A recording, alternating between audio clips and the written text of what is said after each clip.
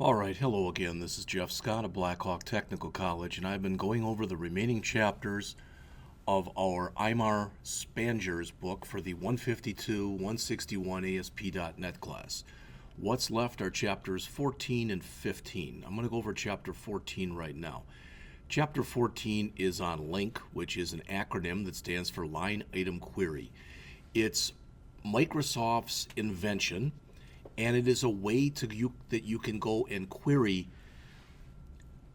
non-database. Well, you can use it to query database things, but you typically use it to query non-database things like arrays as though they were databases.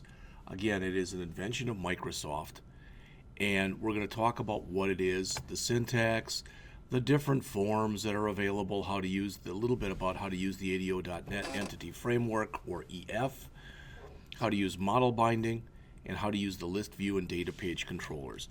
I did want to mention before we really got into this in too much depth, I believe, as I saw Mr. Trump this morning, that if I type in into Google here, if I type in LINQ, Microsoft has many, many pages on LINQ itself. All right, they define it here, as being what? A set of features introduced in Visual Studio 2008 that extends powerful query capabilities to the language syntax of C# and Visual Basic. LINQ introduces standard, easily learned patterns for querying and updating data, and the technology can be extended to support fully or potentially any kind of data store. All right, and there's a whole bunch of stuff on this. So what I will do is I'll grab this page, and I think there's one or two other ones, and I will save those, all right, along with the lesson for today.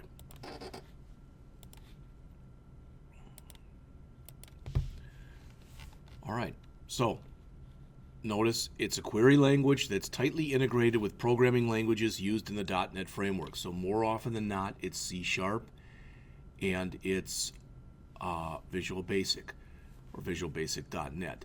LINQ allows you to query data from within programming language the same way that SQL does with query in the database.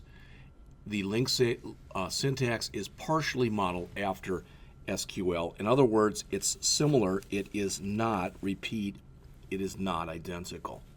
It comes in several forms, flavors, varieties, whatever you want to say. The ADO.NET framework, as it says, again known as EF, is a technology that allows you to do a lot of work with databases without writing a lot of code. All right, so let's first start with LINQ. As they mention here, LINQ is not just an add-on that's part of the .NET framework.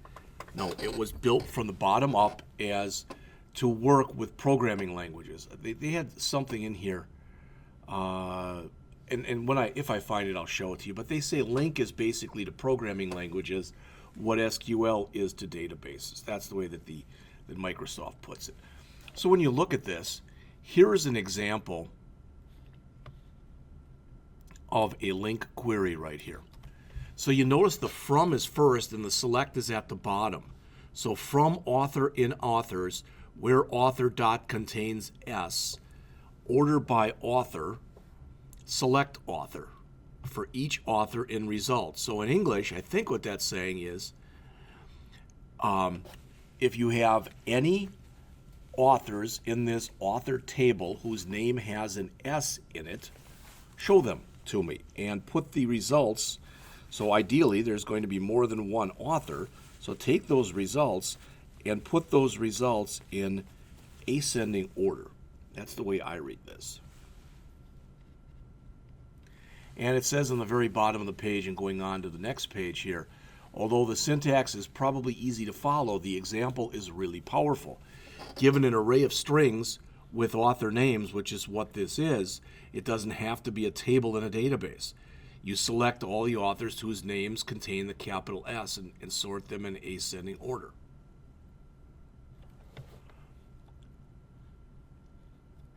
All right, they mention here this example is only the beginning. The different types of LINQ are discussed in here, and there are several types, such as, here's three of the most popular, right here for the rest of page 487. Link to objects, as it says, it's the purest form of language integration. You can query collections in your .NET apps like we just looked at. You're not limited to arrays, anything that's considered to be a collection.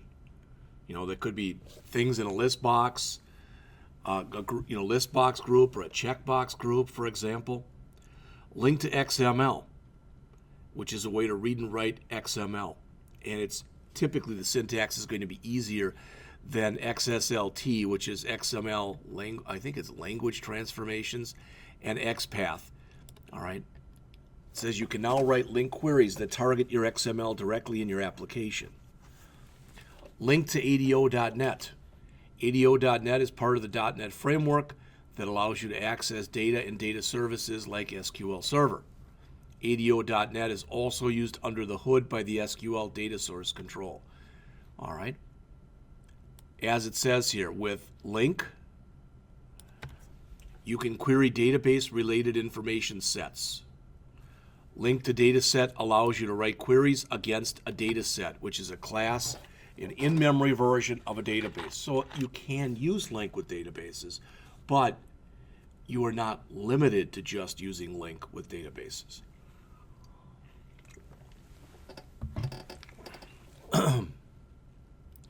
And they mention here, very bottom, it says the reason for doing a lot of this stuff is there's a great overlap in functionality with the Entity Framework, or EF. Almost anything you can do in Link to SQL can be done in Link to Entities also.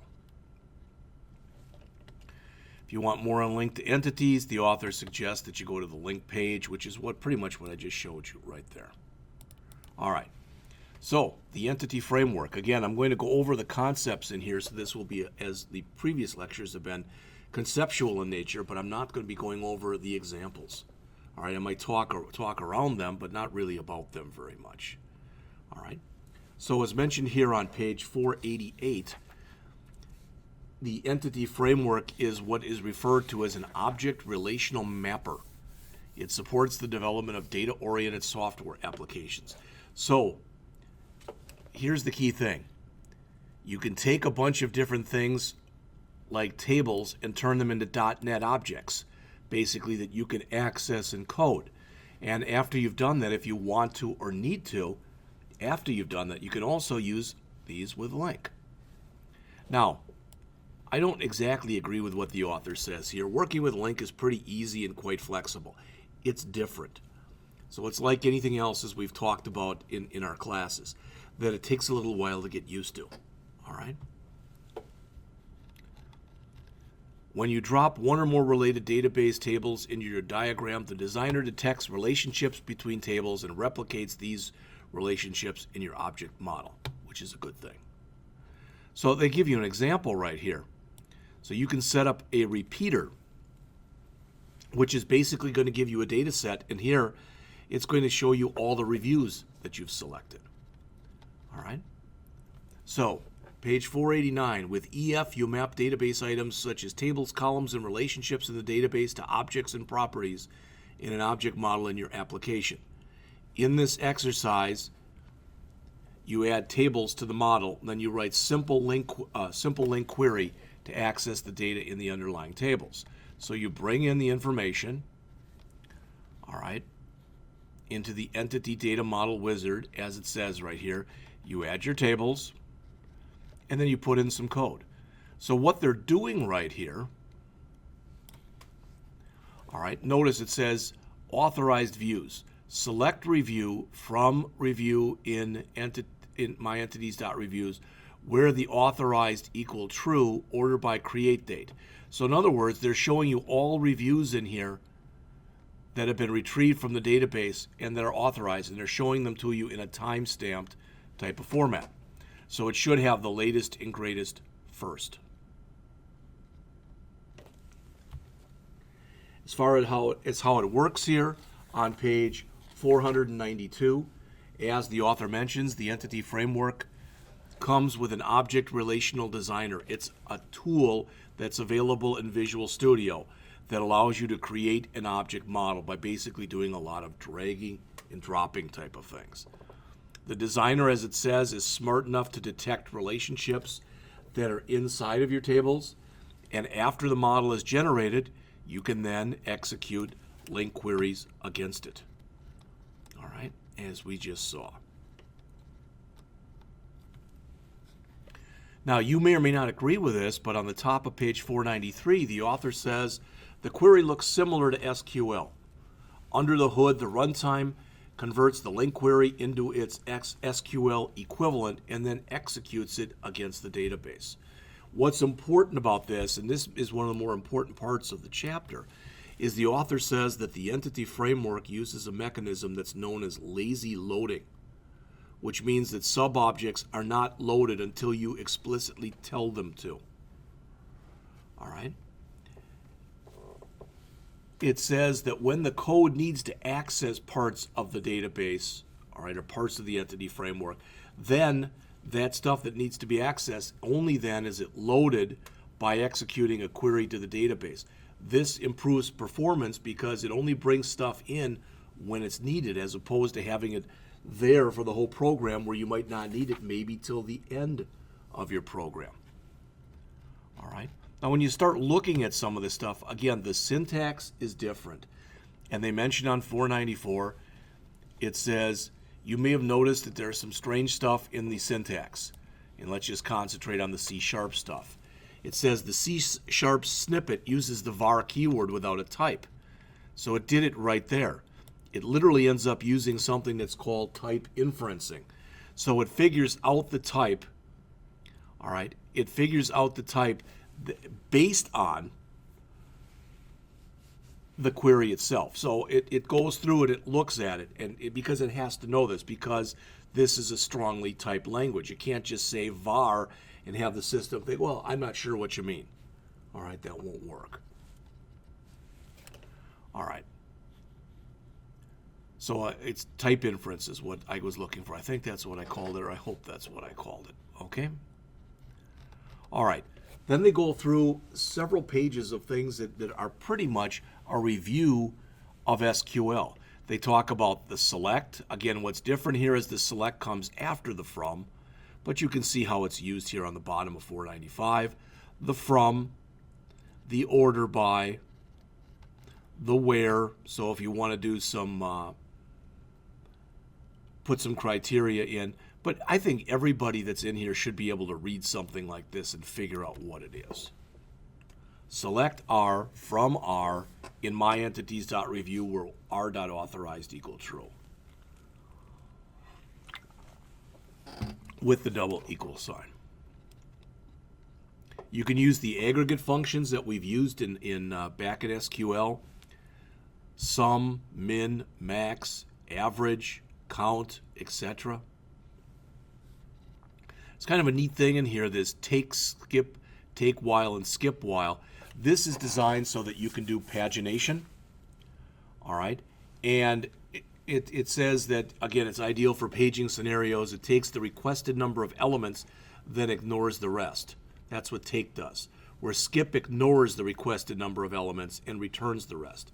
So take, if I said take 10, it would, for example, to give me the first 10. If I said skip 10, it would skip the first 10. So they show you how to do this. Okay? So in other words, this would print the second page. So you'd skip, if you're going to have 10 per page, you skip the first 10, and then you take the next 10. Syntax, again, looks a little different because this is a little bit different way of doing things. All right? 498, single and single or default. It says that these enable you to return a single object as a strongly typed instance, which is useful when your query returns exactly one row.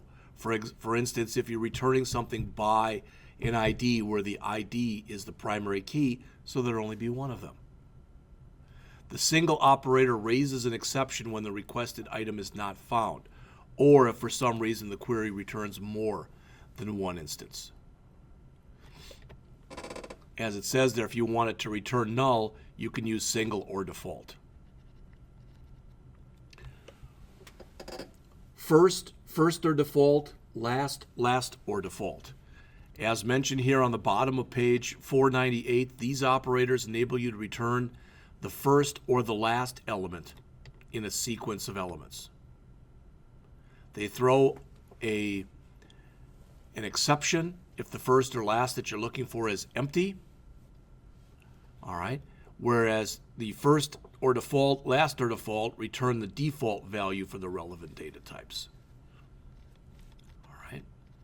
Again, this is pretty much, I would guess, just about as technical as it gets in this book. We've had a few things that have been like that.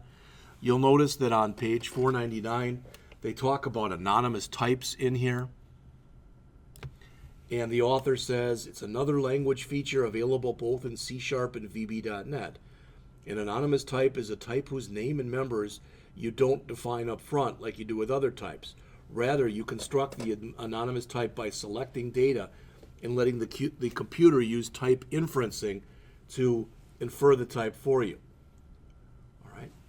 And they give an example down here on the bottom of the page. It says instead of selecting the actual object using something like select review, you use the new C# keyword and the new with for Visual Basic and then define the properties you want.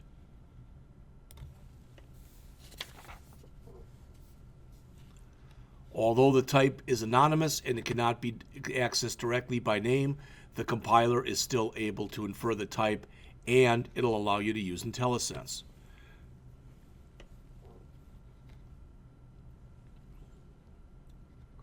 All right, the next try it out that's on page 501, as it says, it allows you to create a page that lists all of the available genres, followed by a list that have been published, a list of reviews published for that particular genre. Notice it uses a repeater control, which is a database control, to display the list of genres and a bullet list to display the associated reviews. So if you run through the example, it should look similar to this. So this says, there's alternative rock, there's our one review. Disco and grunge have no reviews. Hard rock, as you can see, there's at least 2 reviews right here. And the author mentions here on page 503, it says there's 2 important things to look at in this exercise. First of all, there's the link query that's used to get the genres and reviews. All right. This query, as it says, that uses include reviews to prevent lazy loading, creates a new anonymous type with 2 properties. All right. And they also mention that this is really the first time we're working with a repeater control. It says it should look familiar to you because it works similar to the other data controls. You define the markup that you want repeated for each data source, then you use an eval tag to basically pull out the information that you want. You can even use eval, as mentioned on the bottom of 503 and the top of 504, to grab more complex things, to grab the equivalent of objects. All right. And if you didn't like the other stuff, you probably won't like this either, because this is something else that's fairly complex in here. So what they talk about here on page 505 is using model binding with link queries.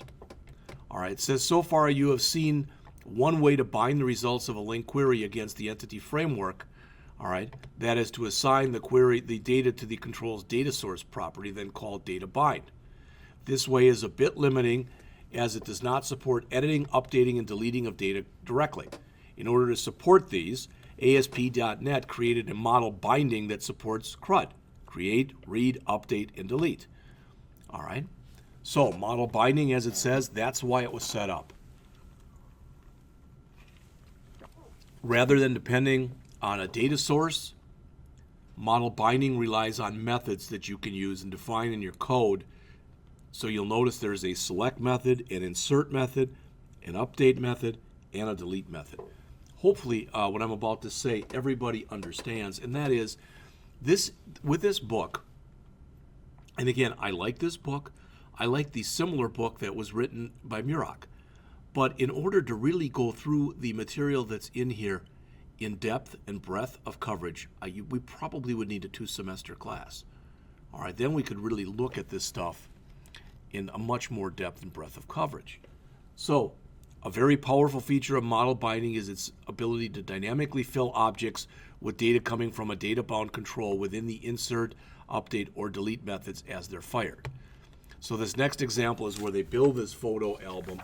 And again, I'm not going to go through the example at all or any explanation of it. All right. Instead, I'm going to jump up to page 511 where the author introduces the list control.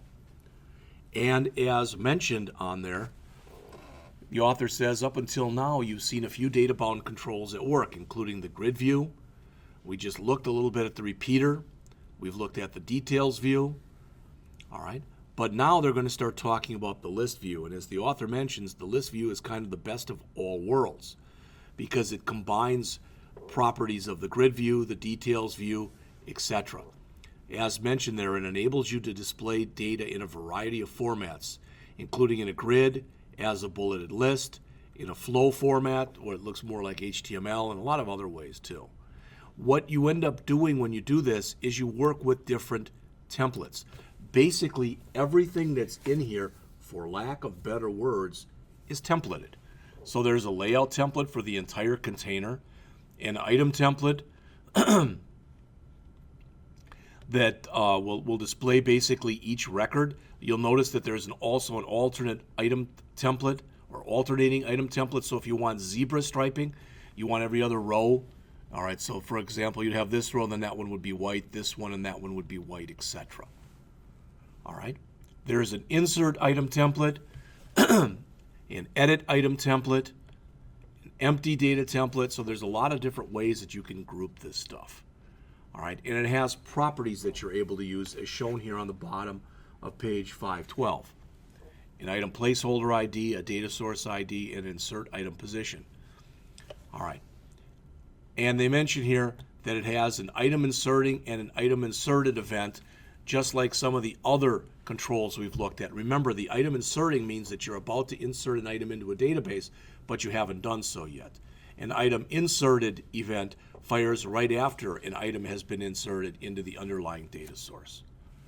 All right? So this is a very extensive exercise on 513, 514, 15, 16, 17, 18, and then explained a little bit on all the way through page 522. All right? So again, it says inserting items with a list view can be just as easy with a details view. You add the control to the page, define one or more templates, and use model binding. This is pretty complex stuff. All right? And I did not do this exercise. I've done a lot of them in the book. Even a lot of them I've not gone over with you, but I did not go through that one. All right. It says when you added, I'm up to page 522 here. When you added the code for the list view and you used the bind and eval statements, all right, you found that bind is used for two-way binding for both insert and edit scenarios, and eval is used for read-only scenarios. All right? And what they get to in there is when you start to type this stuff, it's fairly easy to make a mistake. Misspell a name or whatever, forget a property, put a wrong property in. So they mentioned starting on the bottom of 522 and going on to 523 that ASP.NET has a solution for this. The data-bound controls like list view, repeater, grid view, details view, and form view have been turned into what are called strongly typed data-bound controls. So as mentioned, once you've set the property for this, the control gets two new properties, item and bind item. So what's going to happen is when you start to key this stuff in, the IntelliSense of the system is going to pick it up, which is going to make it, as you would guess, much easier for you to work with and use. Okay. And that's what they mention here. The IntelliSense, when you misspell a name, you're going to get an error in the error list. And there are external tools that you can download that will correctly rename items so if you make a mistake. All right, so the next exercise, as it says, this is still working with that photo album. Again, I've done nothing with the photo album, so I'm not going to go through that. As I mentioned, this will probably end up being, I would guess, somewhere around a half an hour long presentation that I just wanted to hit some of the high points on here with you. So I'm going to jump all the way up to basically the end of the chapter, which is on page 534.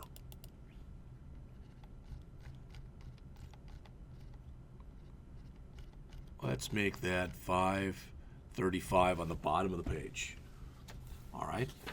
The author says here, these examples have a known performance problem. Although the item template resizes the images in this example to 180 pixels in the browser by setting their width through CSS, the actual images are left unmodified. That means that if you upload a large image, all right, and the whole image is still downloaded, even if you wish to put it in as a thumbnail. And they give you some examples, and they say what you can look at if you want more. So, to finish up with this, some practical link and ADO.NET entity data, some frameworks. In this chapter, we saw a little bit about using anonymous types. When you use anonymous types, take advantage, as you should all the time, of the different things that IntelliSense brings to you. All right? Try to filter your data as much as possible. If you don't need all fields, don't ask for all fields. If you don't need all records, use a where clause. All right? Make use of anonymous types to decrease the memory consumption in your link queries. All right, they talk about creating stuff on the fly. Remember, when you're doing that, there's two advantages of this. First is you're only going to be putting in what you need, and second, you'll allow, since you're doing it on the fly, you'll allow the system to basically just download your data only as needed. All right, so it'll help with performance also. So I've now finished every chapter other than chapter 15, which is on working with data advanced topics. I either do that tomorrow or try to do that over the weekend and put it out there.